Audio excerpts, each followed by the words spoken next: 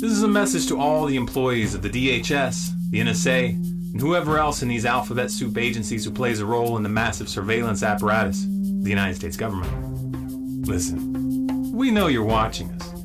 We know you're listening to our phone conversations, reading our emails, accessing our social media activities, reviewing our internet browsing history without warrants.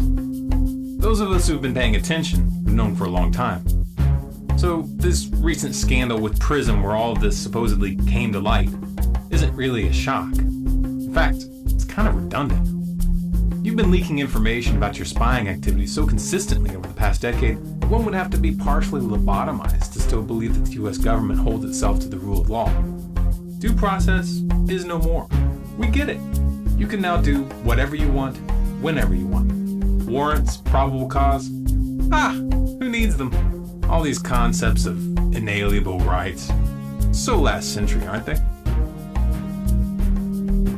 You know, in spite of all the fuss about the leaks and whistleblowers, the truth is that those who are running your organization want us to know that we're being watched. That, after all, is the real point of the game. If you can make people feel paranoid about what they say to their friends and what they post on the internet, then maybe they'll fall silent. And if everyone stays silent, then you'll be able to take this even farther without resistance. And then the people you work for would win. Nothing new or novel here. This is just the basic psychology of a police state. And America most definitely is a police state.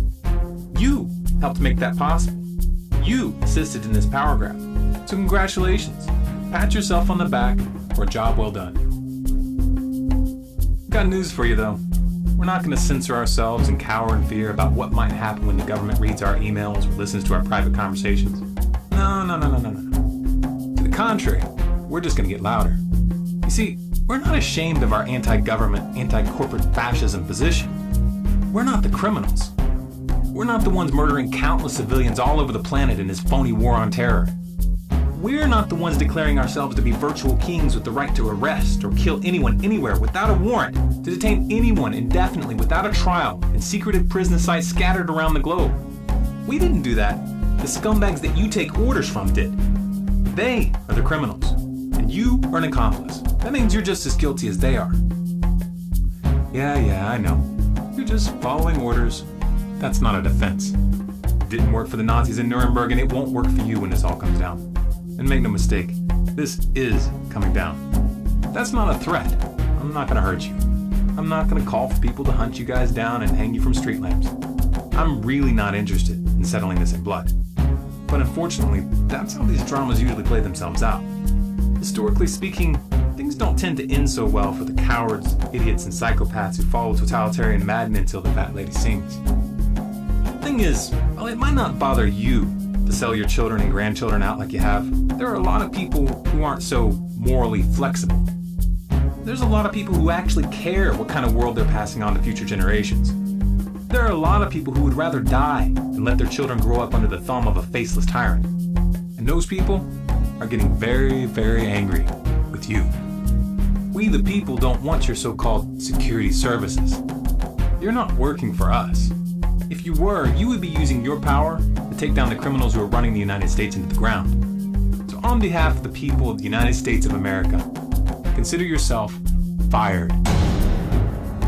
If you aren't working for the people, who are you working for? You better get clear about that right now. You better choose which side of history you're going to be on. Because when the tables turn, it's going to be too late for an apology. There is an alternative ending to this story, but it's going to require that you grow a pair. It's going to require that you start doing what's right rather than just following orders. Let's just talk about this in terms of the rule of law. The federal government was created by the Constitution. This is where its claims of legitimacy originate. The Constitution is a set of laws for the government, and every president, upon entering the office, swears an oath to abide by those laws. In case you forgot, there's a little section of the Constitution called the Bill of Rights.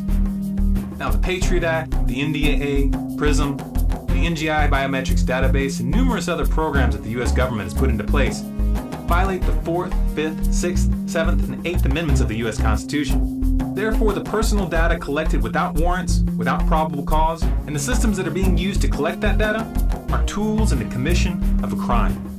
If our kangaroo court system will not bring justice, then it is incumbent upon you, the cogs in the machine, to find a way to bring this deranged circus sideshow on bath salts that we call the US government to account. It is incumbent upon you to act independently to bring about the destruction of those databases and the systems of information gathering.